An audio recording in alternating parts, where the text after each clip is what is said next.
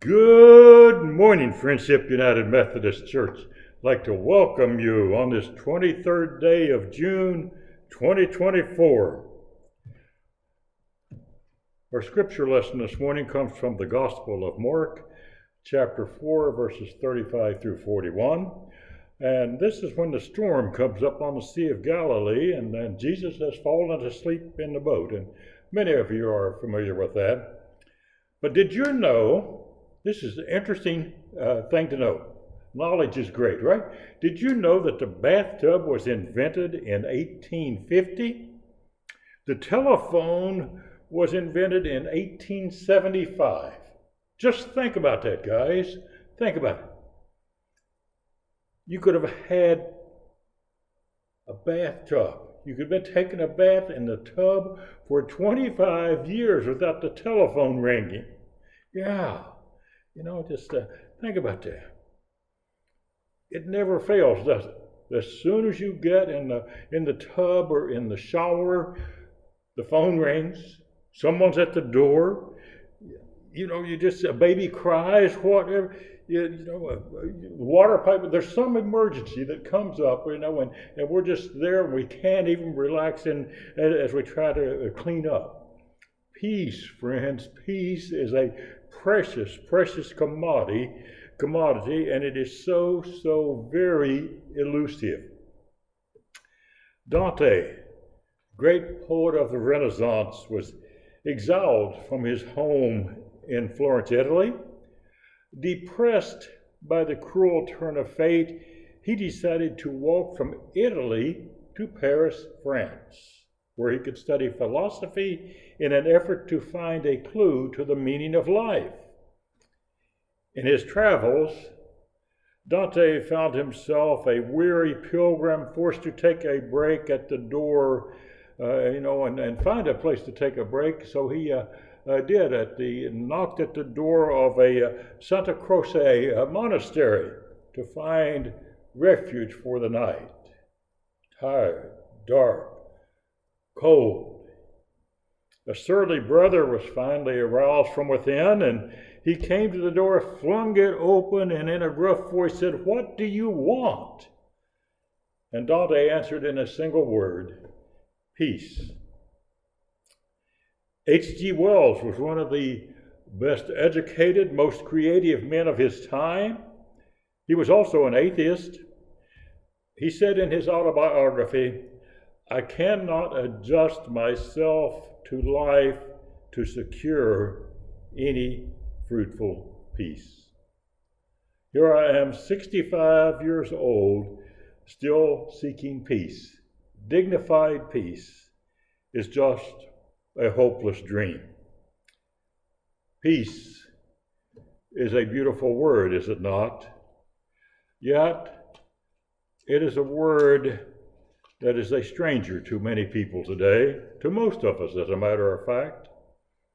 The fast-paced life that many people lead provides us with an unprecedented measure of material goods, possessions, but it does not provide us with peace. Stress is our constant companion in today's society. Anxiety haunts our dreams. What if we should be downsized out of our job? What if we were ill for a period of time? What if our next project was a failure? What if? What ifs rarely happen. They do, but not as often as we think. But we dwell on the what ifs, don't we? The disciples were not the only ones to long for peace in a raging storm. Where do you find peace? James? That's a longing for every heart, isn't it?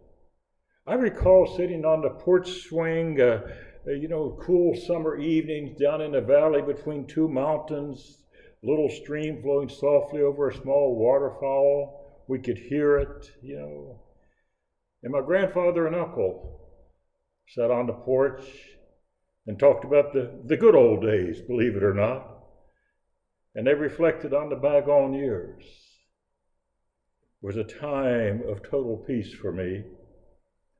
I could listen to that, hear the rustle of the trees, the babbling brook, the barks of the squirrels, birds singing. Didn't know where our next meal was coming from, but I was at peace. They reminisced about the good times and the bad times. The experience of the disciples is an experience that we will all have eventually, friends. Out in a boat in a terrible storm and no peace in sight. Many of you remember the scene quite well, word picture painted in the Bible.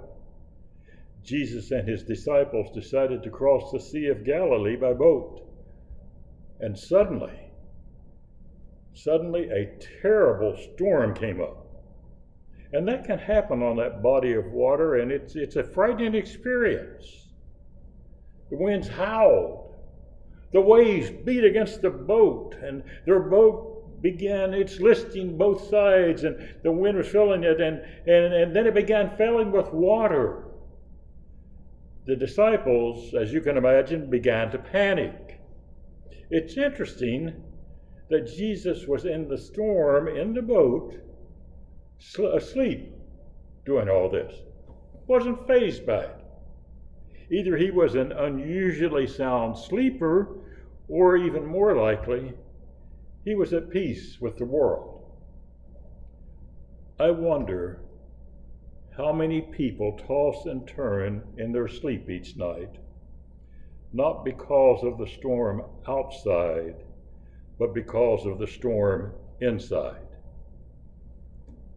The disciples woke Jesus, and in their disturbed state of mind, they asked him, "Do you not care that we perish?" And Mark tells us simply that Jesus rebuked the wind and said to the sea, "Peace, be still." I don't imagine Jesus saying, "Peace, be still," but rather, "Peace, be still." And the wind ceased, and there was a great calm. I imagine the Sea of Galilee would just look like glass, not a ripple, just completely calm. Then Jesus said to them, "Why are you afraid? Have you no faith?" Mark tells us that the disciples were filled with awe and said to one another, "Who is this, that even the wind and the sea obey him?" Now, there are three elements to this word picture that Mark has painted for us that we need to ponder this day. The first is the fury of the storm. Storms, my friends, are part of life. Some days are pleasant and non-challenging, but as we noted, the weather can change rapidly. Soon, thunder is crashing all around us, and our tiny craft is tossed on the waves of life's vicissitudes, and waves crashing around us. And of course, the storm is a relative term, okay? Each of us must give our own definition to the nature of a storm. Mary Ellen Clark's storm was a strange physical problem that threatened her life's goal. And now, if you're a fan of the Olympics, and I love Olympics, I love sports as a matter of fact, but if you're a fan of the Olympics, you probably know Mary Ellen's name quite well. She was one of the U.S. swimmers team's premier divers. She began diving as a kid. An enormous talent and tenacious hard work moved her into the ranks of the country's best competitive divers. And that makes it almost unbelievable to think that she suffered from a dizzying condition called vertigo. Mary Ellen experienced her first attack of vertigo after a dive in a college meet in Australia in 1988. And after plunging into the depths of the water, she suddenly lost all sense of balance and direction. She couldn't figure out which way was up. At the time, she had no idea what was wrong. As she would later write, if you ask a songwriter to concoct the worst conditions to afflict a competitive diver, a really imaginative scenarist might come up with vertigo. Because her vertigo episodes were so rare, Mary Ellen didn't visit a doctor to find out what was wrong. Over the next few years, she moved up in the ranks of divers, especially winning a bronze at the 1992 Summer Olympics. But while training for the 96 Olympics, Mary Ellen had another episode of this frightening disorientation.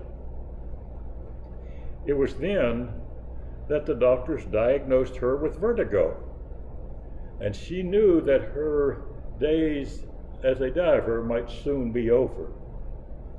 She tried every medical treatment available, but nothing worked. And one night, in despair, Mary Ellen called a friend, Steve Duvall, and poured out her sadness.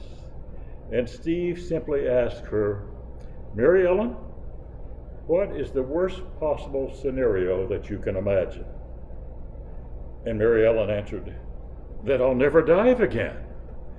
And then Steve asked, "Can you accept that? Can you?" And Mary Ellen didn't know how to answer that. After she hung up, she began thinking about verses 12 and 13 in Philippians 4. "I have learned the secret of being content in any and every situation, whether well-fed or hungry, whether living in plenty